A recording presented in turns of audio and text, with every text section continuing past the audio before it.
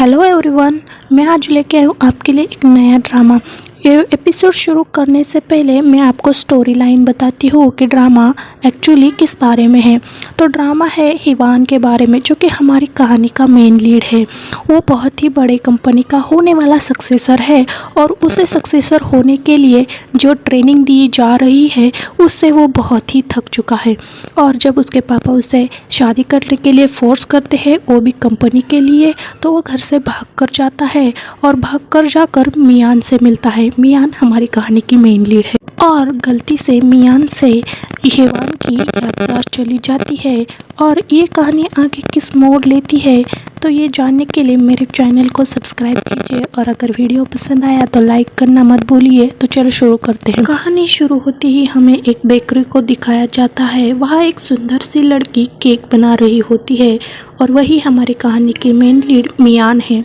मियान एक बहुत ही अच्छी शेफ है, उसके केक बहुत ही फेमस है और जो केक बना रही होती है उसी केक को हम नेक्स्ट सीन में एलिन के पास देखते हैं। एलिन मियान की दोस्त है और एलिन उसकी मम्मा का बर्थडे सेलिब्रेट कर रही होती है। उसकी मम्मा और उसके पापा एक बहुत ही बड़े पेस्ट्री कंपनी के मालिक है। उनकी कंपनी पूरे ताइवान में सबसे ऊपर है पेस्ट्री बनाने में।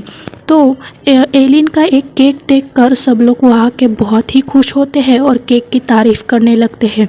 तभी उनका जनरल मैनेजर टैन कहता है कि एलिन ने एक केक खुद अपने हाथों से अपने मम्मा के लिए बनाया है। और ये सब जानकर तो बहुत सारे लोग एलिन की बहुत ही तारीफ़ करने लगते हैं, खासकर उसके पापा। उन्हें तो उनके बेटी पे बहुत ही प्राउड होता। तभी एलिन की मॉम उसे पूछती है कि बेटा तुमने कैसे केक बनाया। तो ये सब सुनकर एलिन भी जो मियान ने उसे रेसिपी रटाई होती है बस वही वहाँ पर चिपका देती है। और ये सब सुनकर तो उसके पापा तो धन्य ही हो जाते हैं। तभी टैन कहता है कि एलिन तुम बहुत ही स्वीट हो।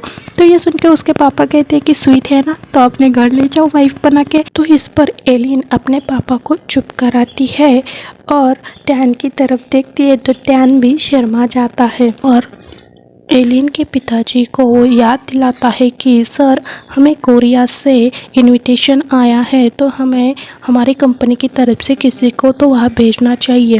तो एलिन के पिताजी कहते हैं कि हमारी बेटी एलिन जाएगी ना। तो एलिन खुश हो जाती है, पर उसे पता चलता है कि वहाँ केक कंपटीशन के लिए जाना है तो उसकी तो हवा ही टाइट हो जाती है। फिर हम देखते हैं हमारे मियान के बेकरी को, जहाँ पर एक लड़का आया होता है। वहाँ बहुत सारे लोगों की भीड़ लगी होती है क्योंकि मियान के केक बहुत ही फेमस होते हैं, उनके खाने के लिए बहुत लोग आते हैं। तो वहाँ पर नंबर से जाना होता है। तो फिर वहाँ पर जो लड़का आया होता है वो उन्होंने जॉब के लिए बुलाया होता है। वहाँ थोड़ा सा पंगा हो जाता है पर वो सब सॉर्ट आउट हो कर देते हैं। फिर वहाँ देखते हैं कि मियान को मिलने एलिन आती है और वो उसे सब कुछ बताती है कि मुझे कंपनी के तरफ से केक की कंपटीशन में भेजा जा रहा है और तुम्हें पता है कि मुझे तो कुछ नहीं आता, तो तुम ही मुझे अब इस सिचुएशन से बचाओ। तो मियान कहती है कि बेकरी बंद होने के बाद हम कुछ सोचेंगे। तो फिर हम शाम को देखते हैं जब बेकरी बंद होती है तब सब लोग साफ़ सफाई कर रहे होते हैं। तो नया आया हुआ लड़का सबसे पूछता है कि मेरा काम का पहला दिन था, आपने मेरे साथ पहचान भी नहीं किया। तब मियान सबको पहचान करवा देती है और जब वो एलिन के बारे में पूछता है तो एलिन बताती है कि मैं इस बेकरी की मालिक हूँ। तो वो लड़का कहता है कि पर ये तो मियान की बेकरी है ना। तो वो जो सिस्टर यंगशी होती है तो वो कहती है कि हाँ बिल्कुल मियान की ही बेकरी थी, मियान के पिताजी ने ये बेकरी शुरू की थी पर कुछ कारण उनके ऊपर लोन आ गया। जब उनकी डेथ हो गई तो एलिन ने सारा डेथ चुकाने में मदद की, तो इस वजह से अब एलिन इस बेकरी की मालिक है। तो ये सुनकर वो लड़का कहता है कि बहुत ही कम उम्र में ये तो इतने सारे बड़े बेकरी के मालिक है। तो इसके बाद हम डायरेक्ट मियान और एलिन को एयरपोर्ट पे देखते हैं जो कि कोरिया जा रहे होते हैं, क्योंकि उन्होंने प्लान बनाया होता है कि एलिन की जगह मियान केक बनाएगी जो एलिन के नाम का यूज़ करके।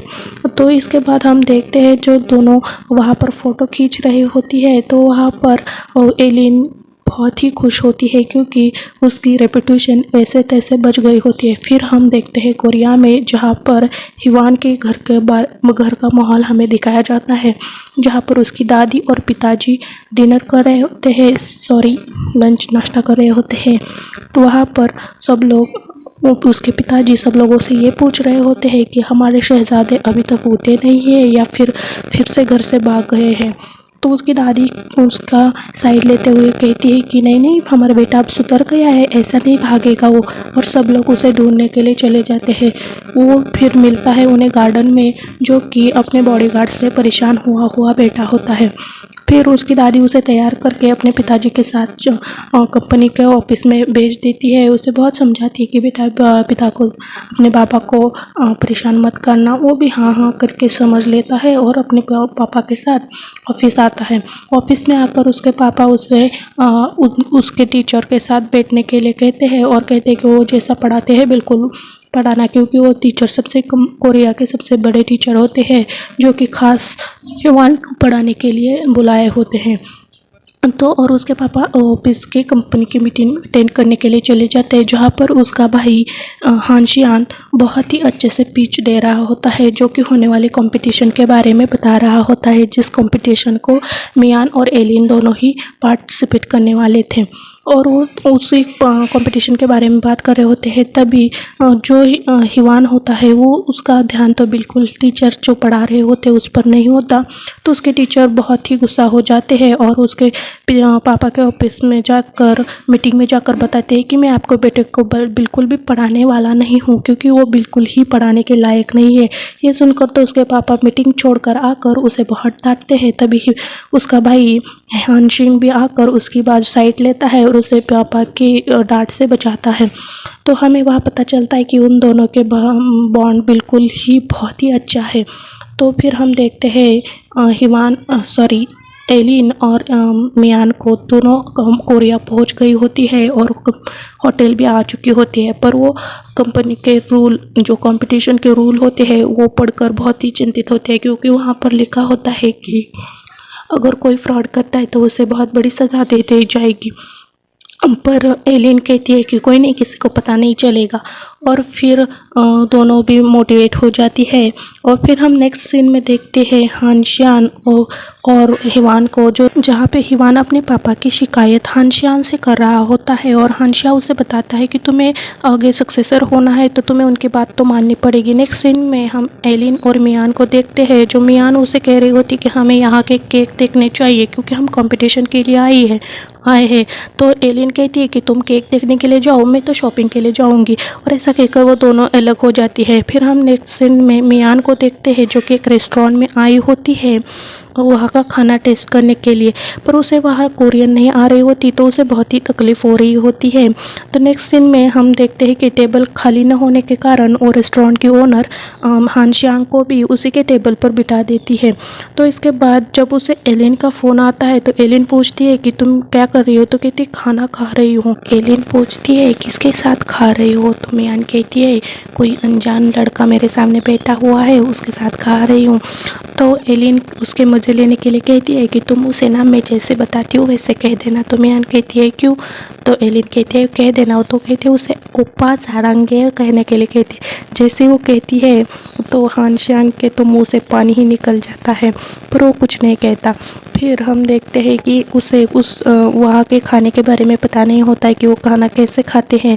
तो हानशियान भी उसके मज़े लेने के लिए सॉस में एक हरी मिर्ची बुड़ाकर खाने लगता है। और ये देखकर मियान को लगता है कि शायद ये डिश ऐसे ही खाते हैं, तो इसलिए इस वजह से वो भी बिल्कुल वैसे ही खाती है।